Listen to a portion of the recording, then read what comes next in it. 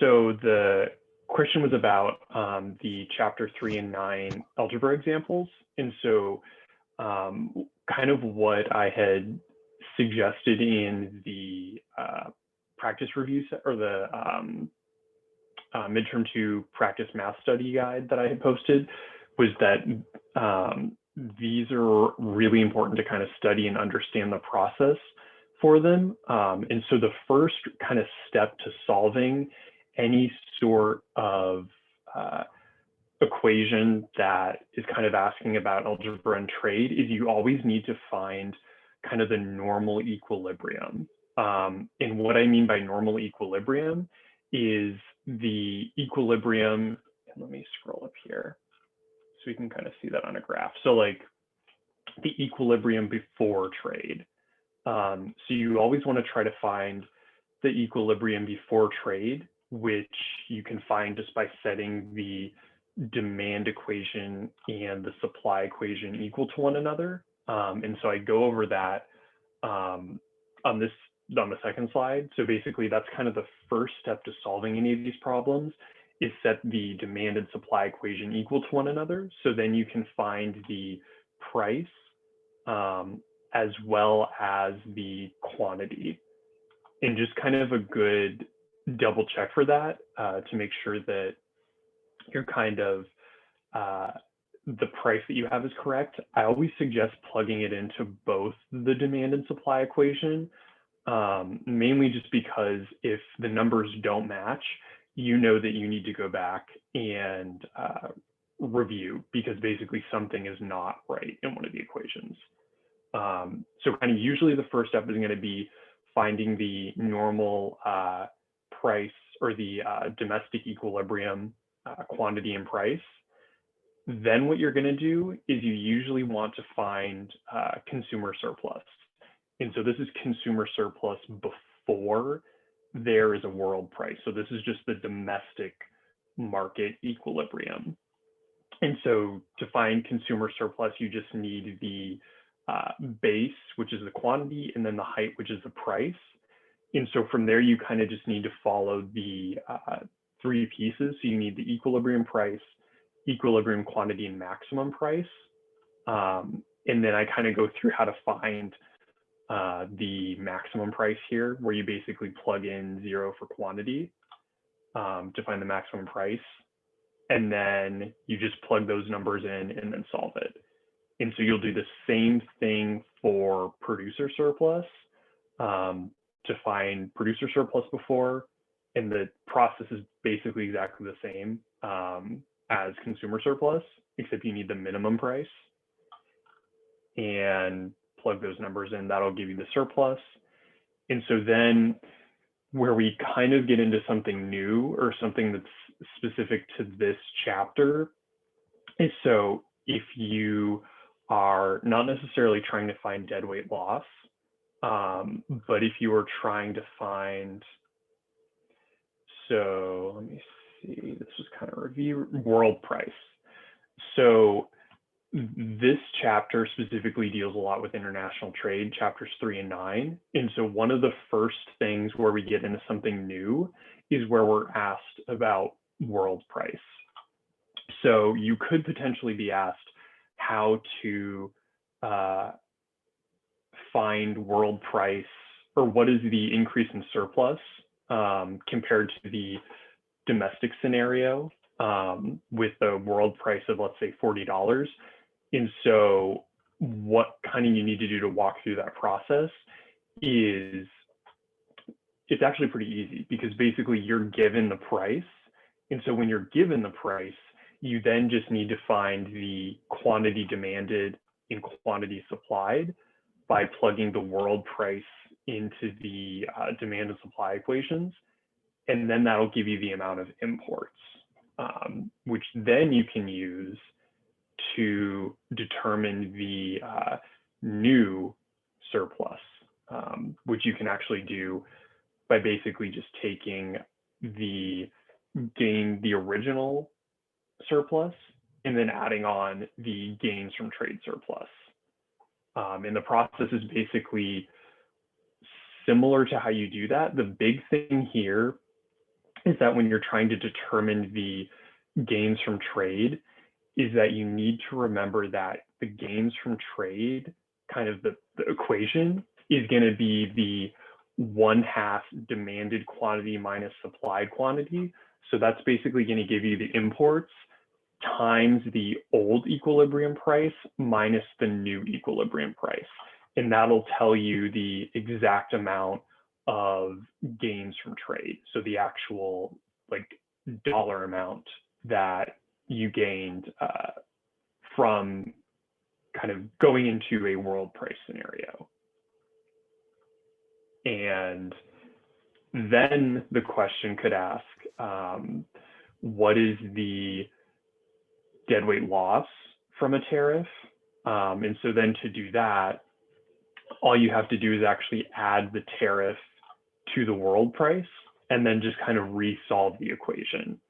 So it's nothing that's particularly different from chapter 4. The big thing is that you just have to remember that the equation, and let me try to find a graph, because I think the graph is kind of the best thing to show it, actually.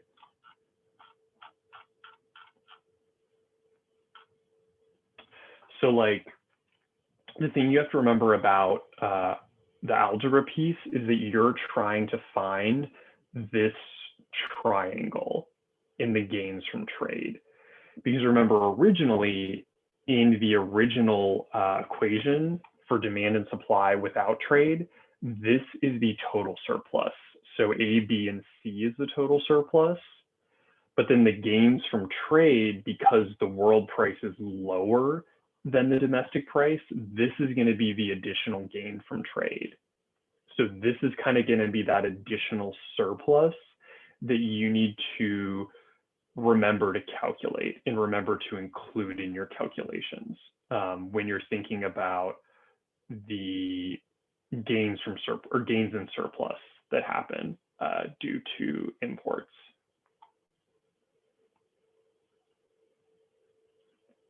And does that kind of make sense, or does anyone have any questions about that? And I know the algebra piece is kind of difficult, so I would definitely say like walk through to make sure you understand it, because there is kind of a lot of moving pieces.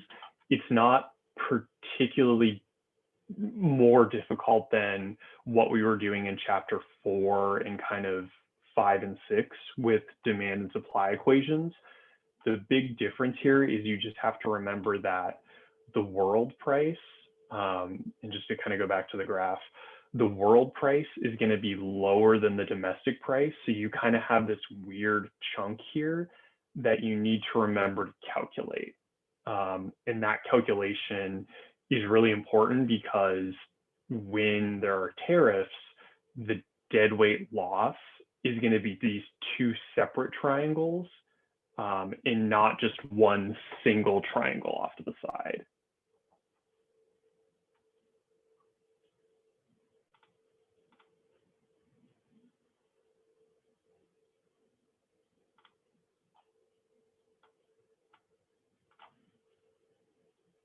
Professor, I have a quick question. Yeah. Could you go back to the increase in surplus from trade part, because my computer died, so I kind of missed that part. Yeah, let me.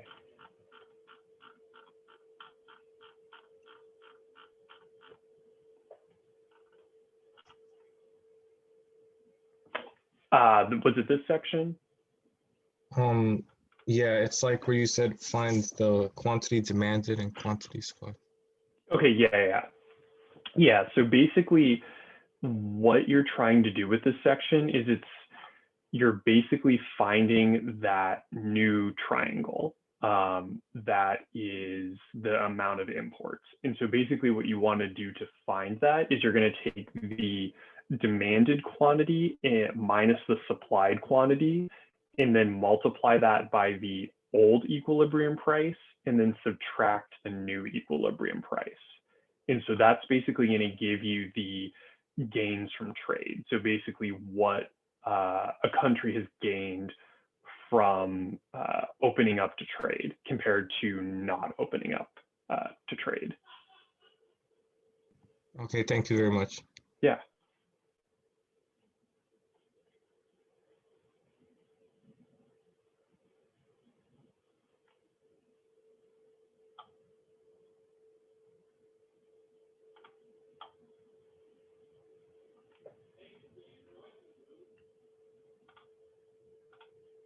Let me see. So if no one has any additional questions, then I can go to the practice study guide and kind of go over that and walk through the different pieces from that, if that would be helpful.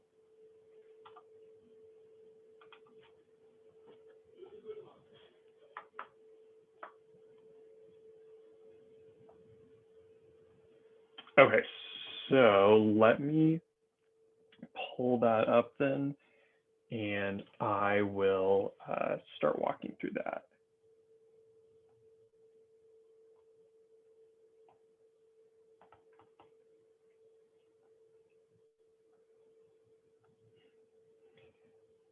And two, just kind of, I guess, for this as well, because I think part of the question was also asking, is it possible to like go over a specific like kind of different example? And so what I will say is like, just really quickly for kind of these questions, the biggest piece to remember is as long as you can find all of those things, you should be good. The other thing to remember too is just when you're thinking about trade questions, I think it can be really helpful to think about a graph. So like if you're having trouble kind of thinking through and understanding the algebra, a really helpful thing can be just to draw a graph like this and try to understand what is the question asking you to come up with. Because a lot of times, like the question could be saying, you know, what is, and let me just kind of draw in here really quickly. So like, what is the deadweight loss from the new tariff? So you just want to remember that, you know, it's both of these triangles.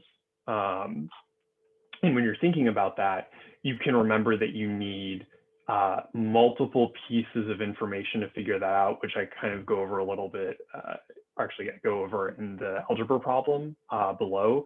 But the big thing is that just remember you're trying to find, and you need to find the old import amount, the new import amount, the new quantity demanded of imports in the new or the old quantity demanded of imports. And then you also need the old equilibrium price and the new equilibrium price after tariff. So just kind of when you're thinking about that, make sure to remember that it's different from normal deadweight loss because you need an additional number to actually make the equation work. So you need all four rather than just three because you basically have to actually find all four of these to calculate the deadweight loss. Let me see. Yeah. So the first review, number 4. And let me see. Okay.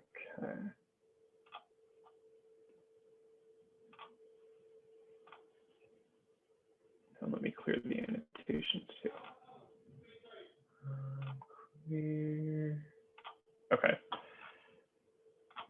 So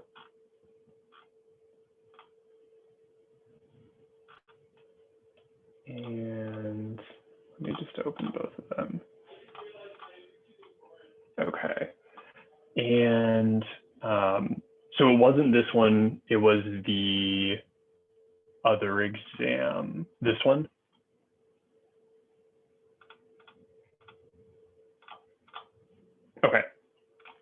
Okay, so this one is basically asking about the following prices. Okay, so this one is basically a gains from trade question. In the way you want to look at a gain from trade question, is actually just to kind of think about what is the range that they need to trade from. And so to determine the range, what you need to do is just determine the opportunity cost for each of those individual, for each of the individual products. So like, let me kind of write it down here, and then I'll share. So the first thing you want to do is, we know that you have this information up here. So with this information, you want to plug it into the opportunity cost process. So to do that, what you can do is, let me pull up this.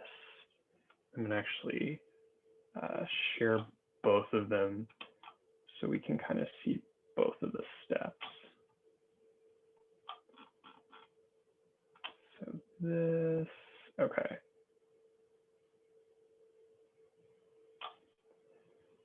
Let me pull the other page really quickly.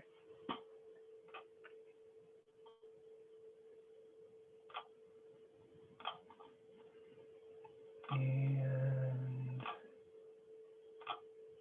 this question, okay. And it was,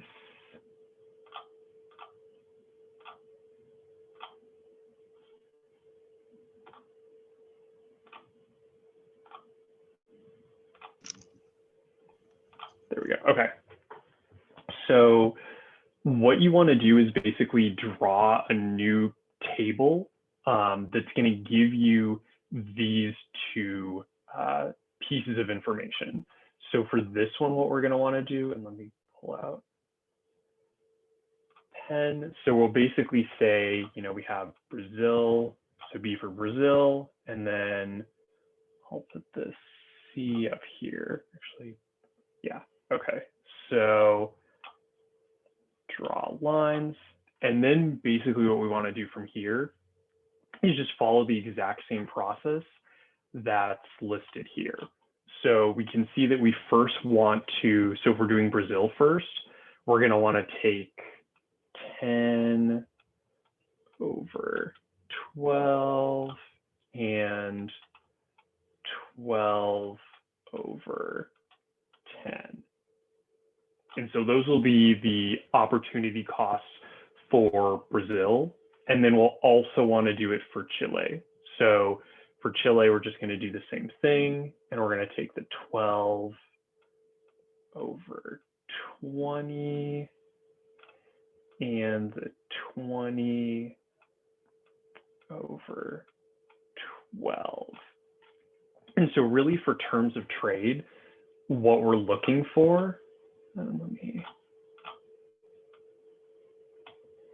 is we're basically just trying to determine, so the terms of trade have to be between the two opportunity costs. So like, for example, for, let's do it for beef.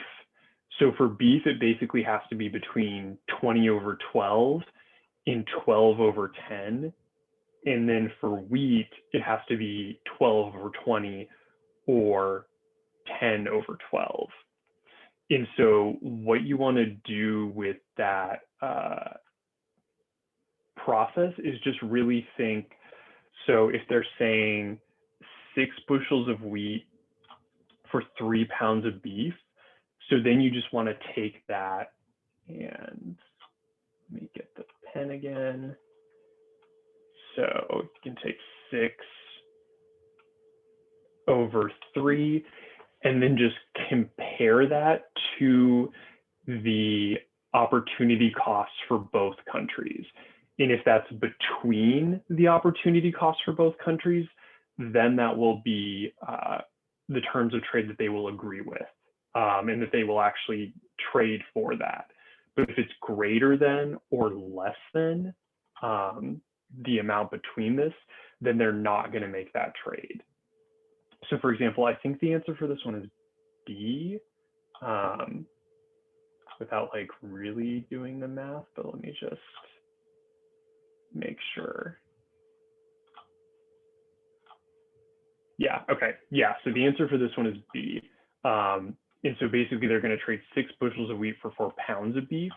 And so you can basically see that the trade-off for them, the 6/4, is in between. And in this case, we're going to be looking at this one. So it's in between those 2 opportunity costs. And that's how you actually determine the terms of trade for those countries. Did that answer your question as far as number 4? I know it's kind of it's a little bit of an odd process, but basically kind of to really, really simplify, you just want to be between the 2 opportunity costs for the country. Awesome. And then there's also, if you wanted like another practice problem as well, there's also one in the practice exam that I posted on Blackboard that also kind of walks through the terms of trade questions as well.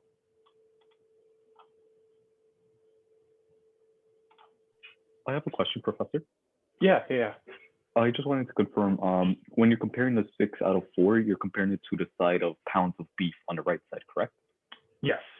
Okay, thank you. Yeah.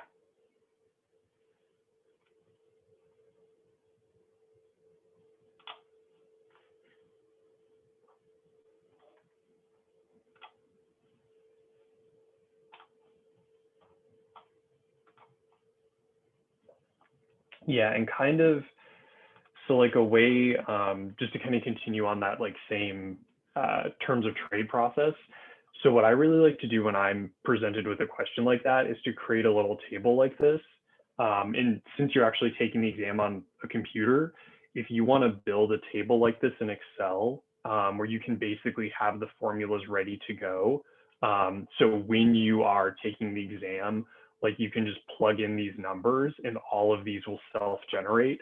I would say that's a really good idea because it's a very simple process. You're basically just taking, this number divided by this number divided by this number, and then just seeing where the comparison is. So for example, for this question, they're basically asking, so one person can produce 30 bags or 3 socks, and then another person can produce 10 bags or 2 socks. And so then on the exam, you could be given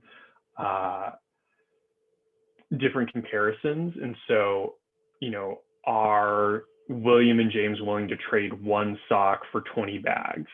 And then you just have to know that either yes, they are, or no, they're not. And so just basically remembering that the trade for those items is going to have to be between 10 and 5. So basically between these 2 numbers here. And that'll be kind of the trade-off. So like if they say, are they willing to trade 1 sock for 8 bags? They would be, but anything above 10 or below 5, they would not be willing to trade for because both of them would not be better off.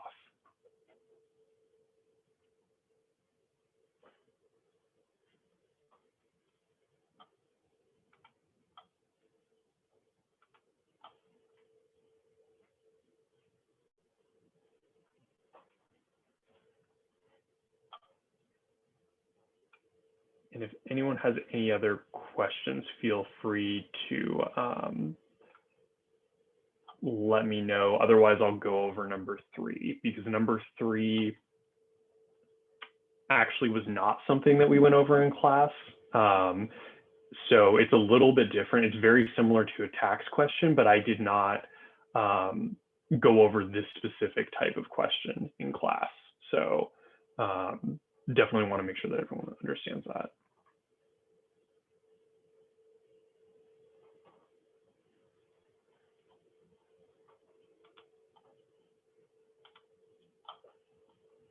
Okay, so let me go over this one then. So for number 3, you could be given, you will be given basically a supply equation and a demand equation. And then the question will ask you, so what if there is an external cost of some dollar amount associated with the production of each unit of the good. So then it'll ask you, you know, what is the socially optimal quantity and what is the social cost at that quantity?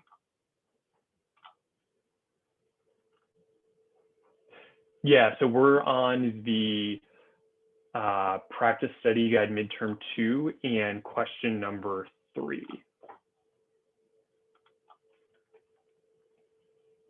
And so basically just kind of what this question will ask is it'll give you this setup where you're given the demand and supply equation, and then it'll tell you there is an external cost of some dollar amount associated with the production of each unit of the good. And so then what it'll ask you is basically what is the socially optimal quantity and what is the social cost at that quantity. And so what you basically, the first thing you need to do is you need to find the equilibrium quantity and the equilibrium price. So you basically set the original demand equation and the original supply equation equal to one another and just solve those as we have previously. And then when you're given the tax amount, so you can see here the external cost from the question is $15. So they tell you it's a $15 cost. So all you have to do is add that to the supply equation and then just set those two equal to one another. And then you find the quantity and then you just plug in the quantity into both of the equations and then you're given the price.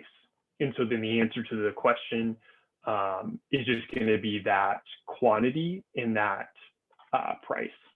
So not a super complicated one. The biggest thing that's really different is you have to add the external costs to the supply equation because remember it is a negative externality, and then just solve that equation.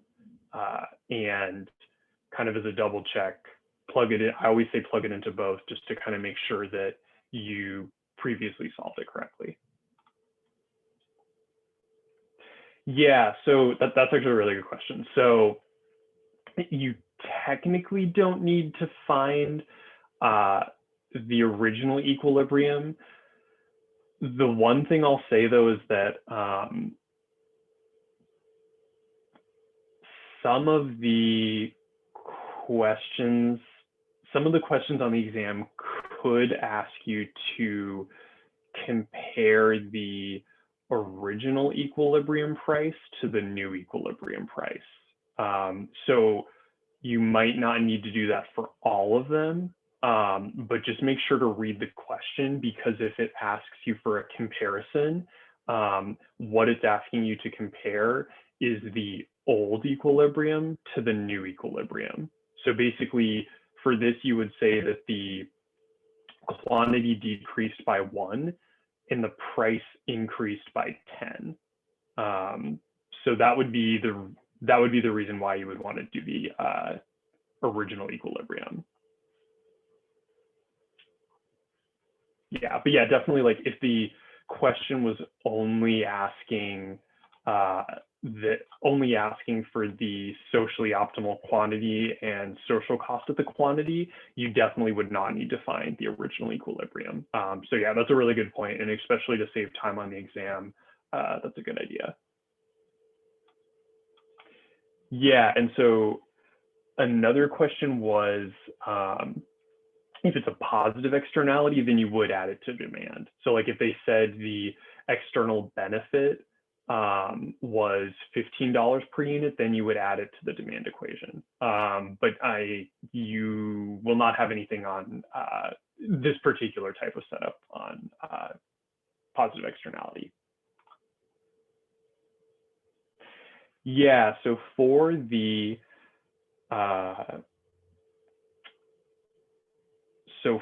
for subtracting it, it would not be for an externality question, but it could be if for a question from chapter 3 or 9. but that would be kind of for trade and not externalities. So yeah, for this one, it's always going to be added.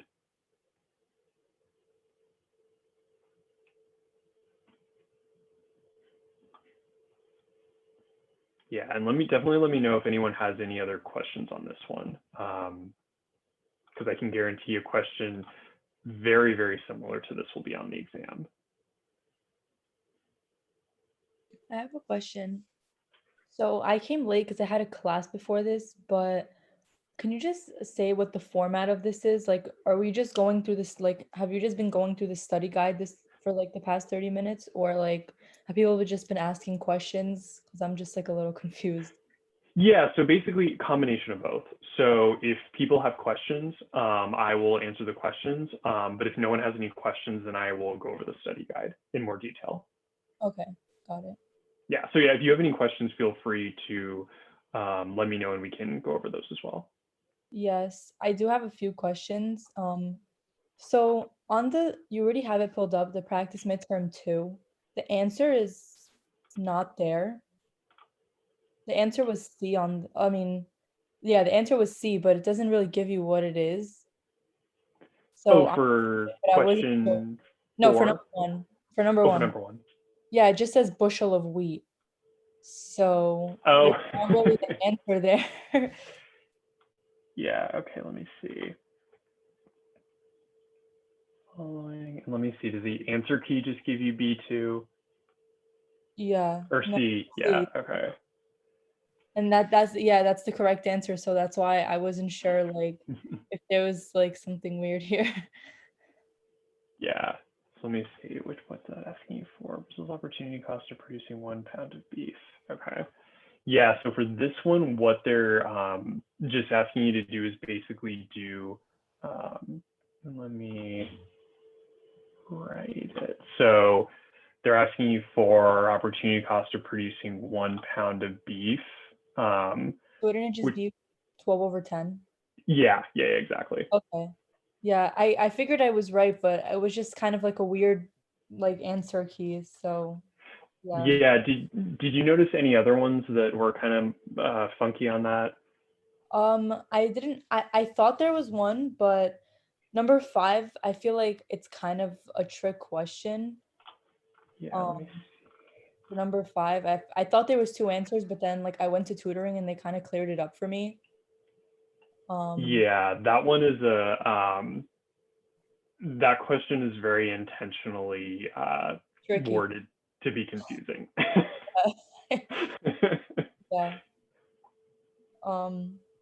Okay, so if anyone else has any questions also, I don't want to like take over the session because I have a few questions. No, yeah, no worries. Yeah, so I think everyone else kind of asked their questions, so feel free to go ahead. Okay.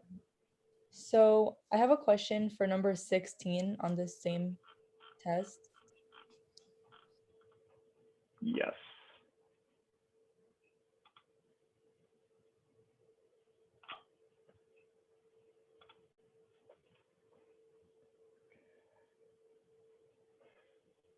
Gated community, blowers at Toaster luxury. Okay. So, in this one, the correct answer is C. Okay. So, trying at social responsibility, noise restrictions. Yeah, so this one is trying to get at kind of a combination of the Coase theorem and government intervention. So basically for 16, you kind of have like there's a gated community and there's like a new condominium that creates too much noise. And so what is the best way to solve the additional noise? And so for A would not be the correct answer because so the noise restrictions, if there are noise restrictions, basically what that's going to do is that would not necessarily force anyone to move. And the reason for that is because the individuals already own the property. And so if there are noise restrictions, that's not going to change anything. That's just going to kind of decrease the amount of noise. So the noise restrictions piece is kind of correct because the correct answer involves noise control regulations, but the second piece is not correct because it's not going to force anyone to move. For B, so essential social responsibility. Yeah, so for that one, the big thing B is not correct because in economics, it's never a sense of social responsibility. Like economists don't trust that people will have kind of like a some sort of like willingness to do something without an incentive. And so because there's no incentive other than like, I'm a good person, B is not going to be correct because that does not have any monetary push behind it. And then D, city manager should avoid intervening. So D, we know that the market will not allocate resources efficiently. And the reason for that is because the current scenario, there's no sort of punishment for making too much noise.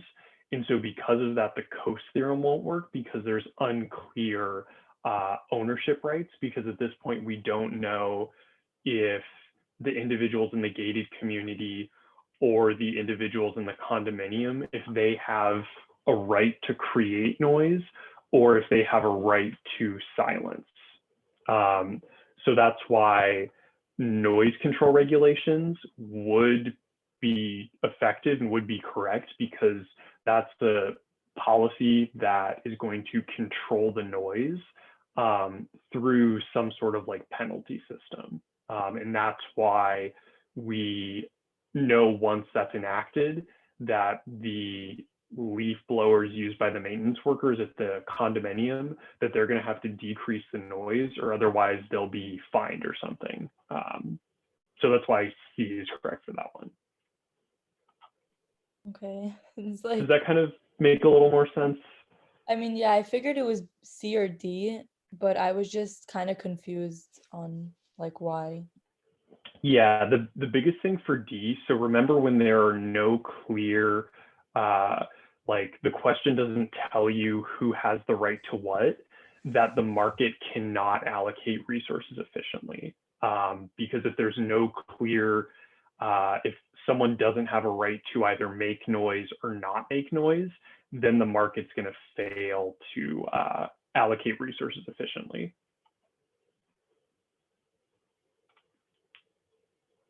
Okay, yeah.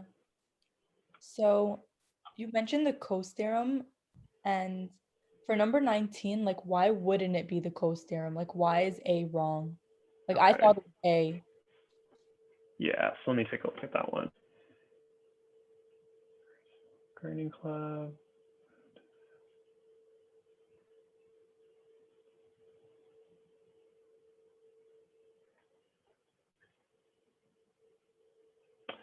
Okay, so it is not the Coase theorem because in this case, the individuals both have the right to their own property.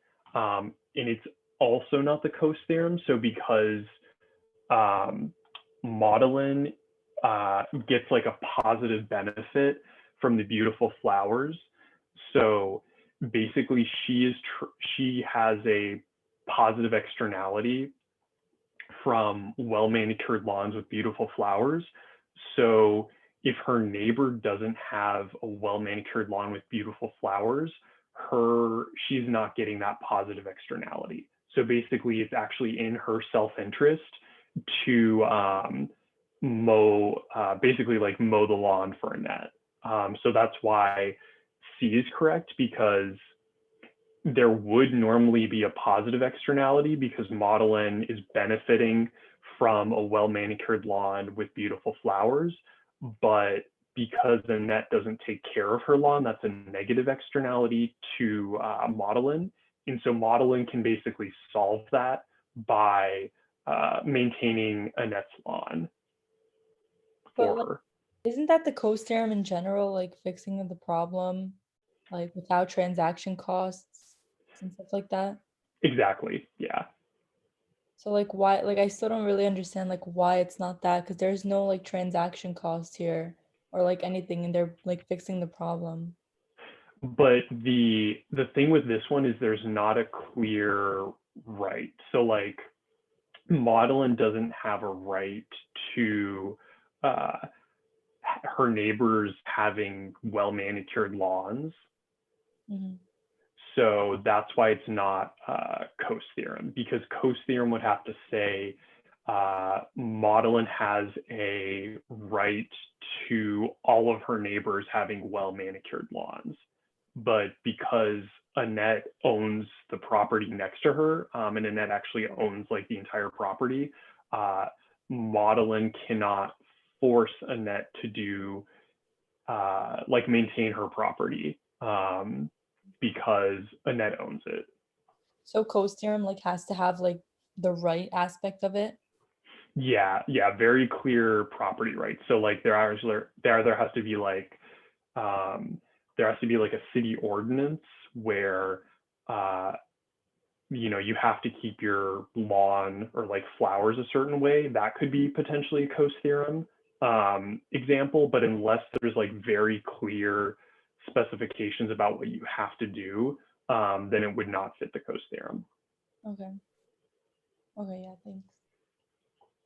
I just have a quick question. So for tomorrow, are you going to be going over, like, is it going to be kind of like the same thing as today?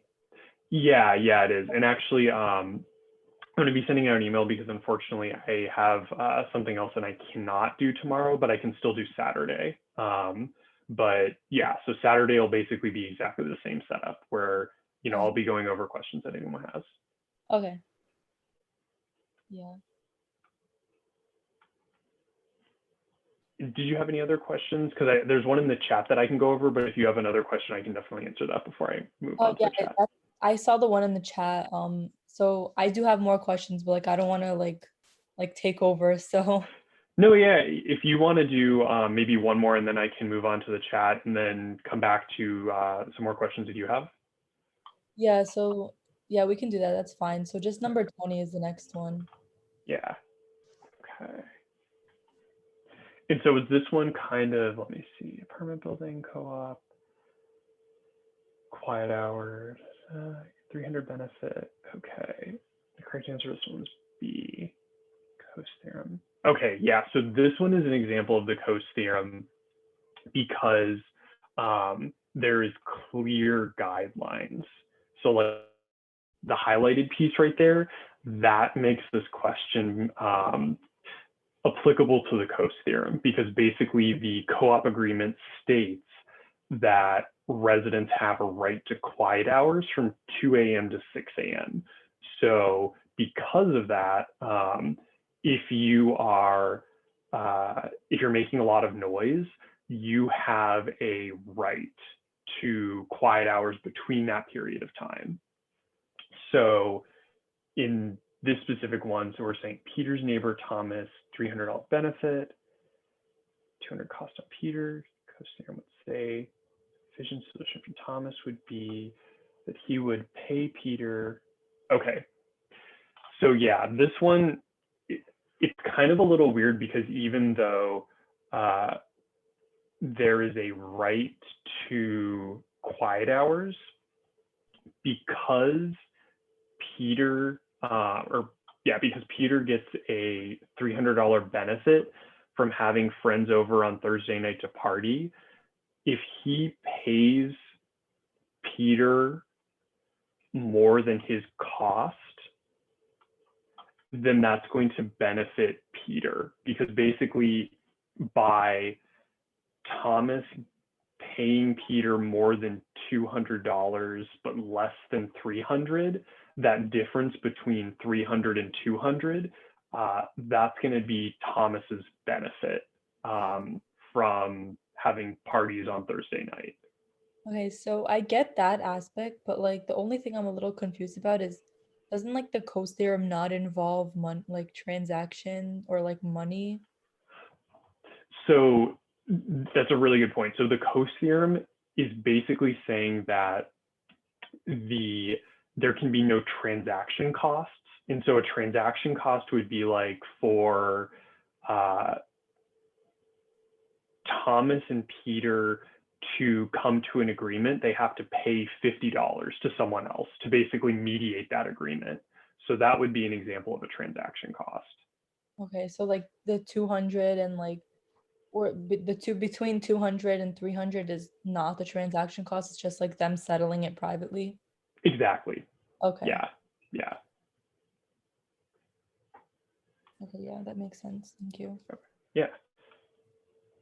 Yeah. Okay. So let me do difference between a tariff and consumption tax. That is a very that's a very good question. Okay.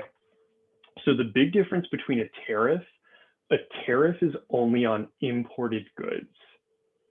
And let me just kind of show you a graph because I think that's helpful.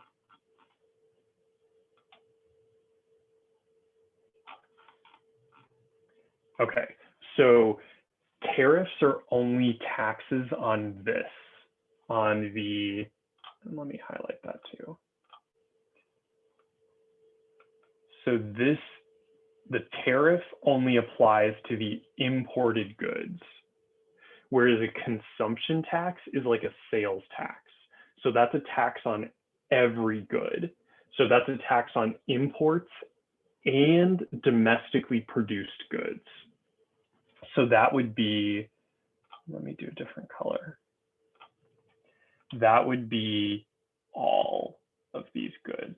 So imports and domestically produced goods. So that's why, and I think it was actually this one, this exam, there was a question about like Canada. Yeah, this one.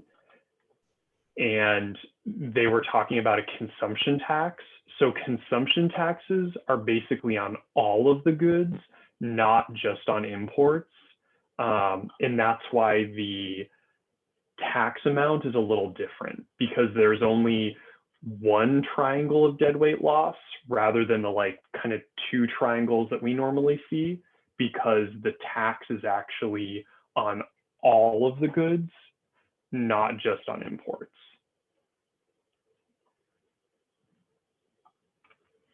Did that kind of help clarify that for everyone? Because I know I had a few other questions via email on that too.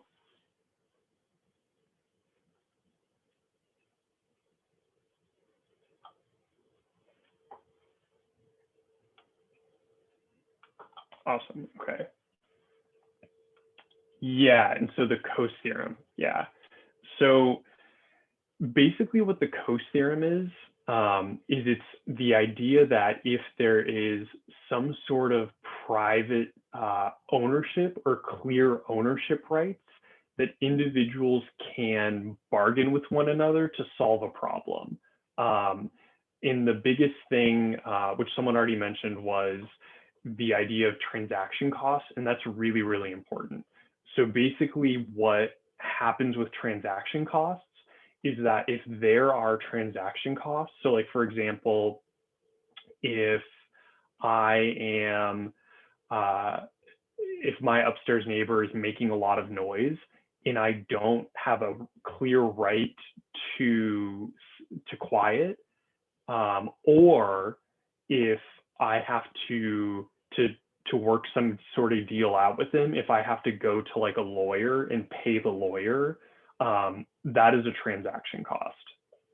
And that can basically cause the Coase theorem to not work, because if there are transaction costs, basically the whole thing falls apart. Because if you have to pay transaction costs, then you're not going to be willing to work out an agreement with one another, because that's going to kind of increase the costs to you of working out some sort of agreement.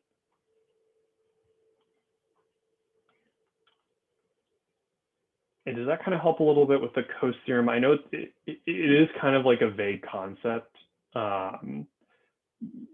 but as long as you remember that there cannot be transaction costs, and there has to be a clear right to something for the Coase theorem to work. Those are kind of the two big points for the Coase theorem.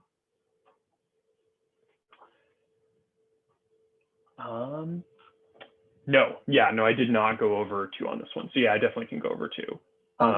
Sorry, it starts cut off. What do you say? So there cannot be transaction costs, and what's the other one that there must be not? Yeah, so there cannot be transaction costs, and the other one is that there has to be a clear right. And so what I mean by right is basically, there has to be clear ownership rights. So like, you own this property, or you have a right to silence between 2 and 6 a.m. or something like that. So there just has to be very clear rights to enable bargaining. Got it. Thank you. Yeah.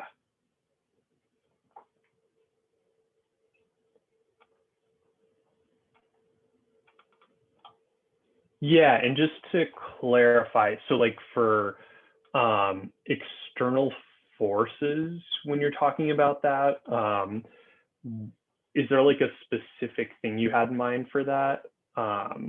As far as like a specific external force you were thinking of? Oh, I just meant like the questions, like the category. Sorry. Oh yeah, like external in the like externality questions.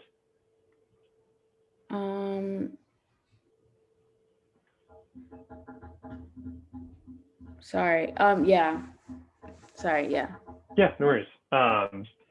Yeah, so let me clear this really quickly.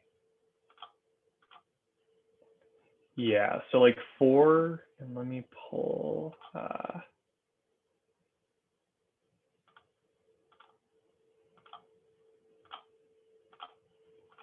the chapter 10 and 11, and then I'll go over number 2 on the practice test.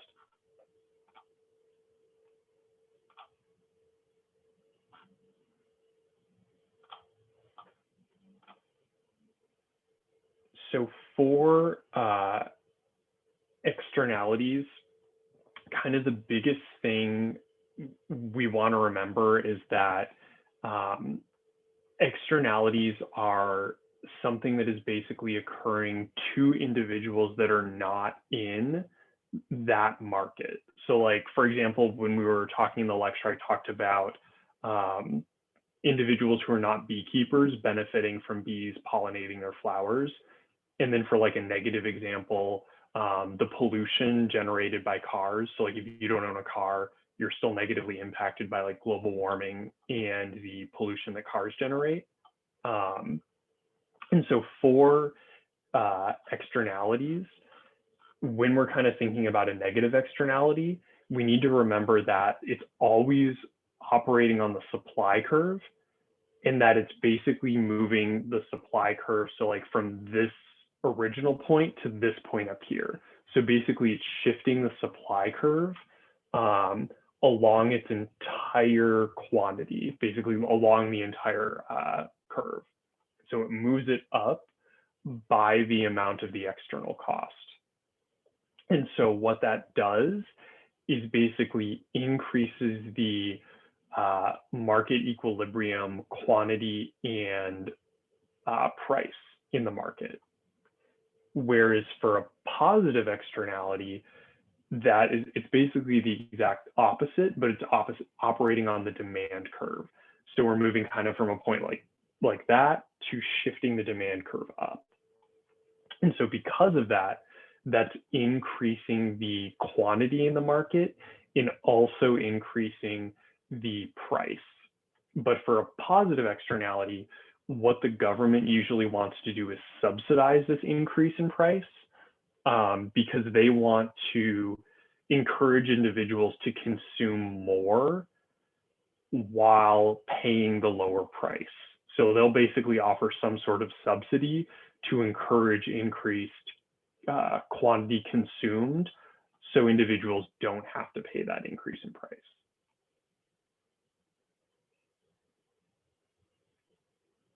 So a subsidy would be like a tax or okay. Yeah, so a subsidy is basically like, think about a subsidy as like the opposite of a tax. So it's actually like a benefit. So like it's basically the, imagine like if you're, let me see. Oh, so like orange juice. So let's say like orange juice is really, really good for your health and the government wants to encourage people to consume more orange juice. So orange juice is normally like $3 per glass, but the government is subsidizing orange juice by 50 cents. So you're only paying $2.50 for orange juice, even though it technically is $3. So basically it's just like a kind of some sort of like money that the government's going to give you to encourage you to consume more. Okay. So for like the questions, like question 11, so the graph, there's like a shift in the demand curve. So would it be like a positive externality because the demand is shifting? Exactly. Yeah. Okay. Yeah. Let me just confirm that. Yeah. So yeah, C, positive externality. Okay. Yeah. Yeah. Positive externality demand curve, negative externality supply curve. Okay. Thank you. Yeah. Yeah. And let me then, the last question I'll answer then is number 2. So let me go to number 2. Okay.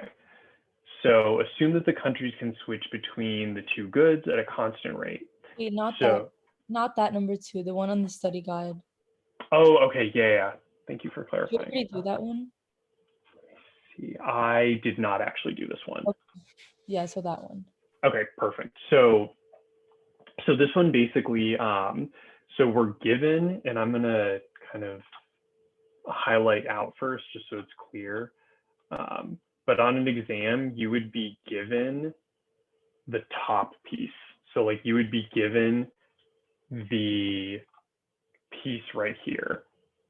And then you would have to go through those 2 steps to solve the equation. So let me erase that or clear it really quickly. So basically what you would want to do, and let me actually pull up, I think the chapter slides, because I think I actually included a little bit more, detail.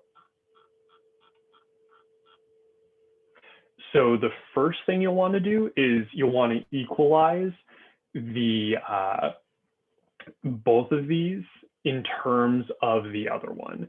And so the reason why you know you want to do that is because, so in this case, they tell you that this is the time it takes to produce 1 aircraft, and this is the time it takes to produce 1 shirt. But note that this is in aircraft hours, and this is in shirt hours. So the first thing you want to do is just have everything in 1 hour of production. So you basically just take 1 hour and divide it by the amount of time it takes to produce an aircraft for each country and for each good. So you'll basically. Isn't the, because it says time it takes to produce 1 aircraft in hours, so it's like, wouldn't it be like you're dividing like 1 hour by 10,000 hours? Because it says hours, not 10,000 aircrafts. Oh yeah. That should be that should be aircraft hours. Yeah, that's a really good point. Okay. Yeah. So you would divide 1 hour by 10,000. Yeah, 10,000 aircraft hours. Yeah. To see how much of the aircraft is produced in 1 hour. Exactly. Okay. Exactly. And same thing for the shirt. Exactly. Yeah. Okay. Yeah, and then let me clear that. So then, now that you have that, then you can actually do the normal opportunity cost process that we do, where you take the opportunity cost of one over the opportunity cost of the other one, and just do that for all of them. And so then remember that the country with the lowest opportunity cost is going to export that good. So basically, in this case, the United States is going to export aircrafts, and China is going to export shirts because they have the lowest opportunity cost. And so then let me go back to the specific example. So then if the question's saying, who will export which good, you just say the country with the lowest opportunity cost in each category is going to export that good. So in this case, the United States will export aircrafts and China will export shirts.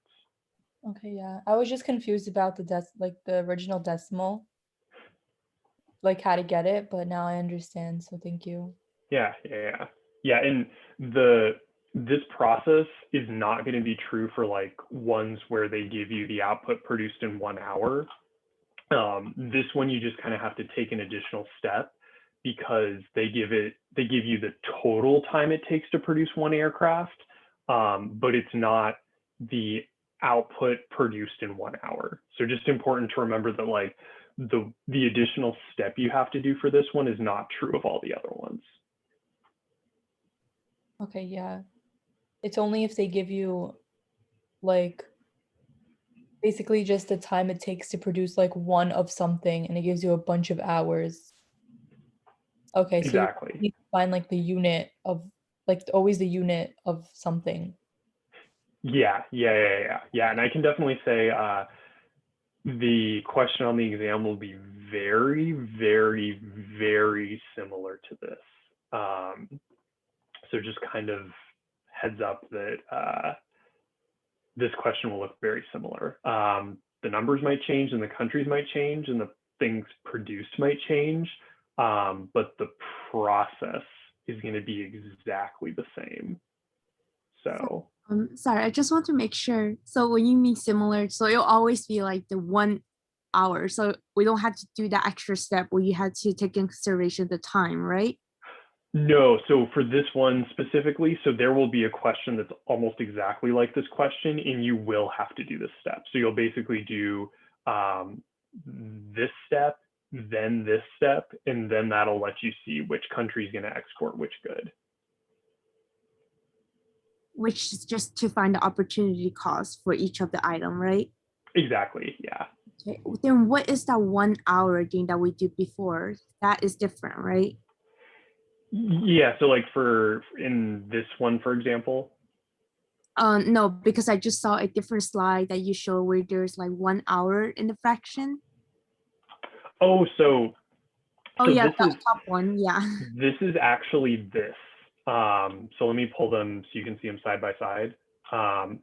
So they're actually the exact same question. I just went into more detail here. Oh, okay. So yeah, these are basically exactly the same problem. I just did not, I forgot to include this piece right here, showing you how to get this number. Got it, okay. Yeah, but yeah, they're exactly the same question and you solve them exactly the same way. Okay, but on the test, it'll be the second bottom, right? Where there's the aircraft and then the shirt, and then you have to compare the opportunity cost, right? Yes, but remember that you will have to do this step too. So like you'll be given this top piece right here, and then you'll have to figure out this first piece and then the second piece. So you'll still have to do the same steps for that question.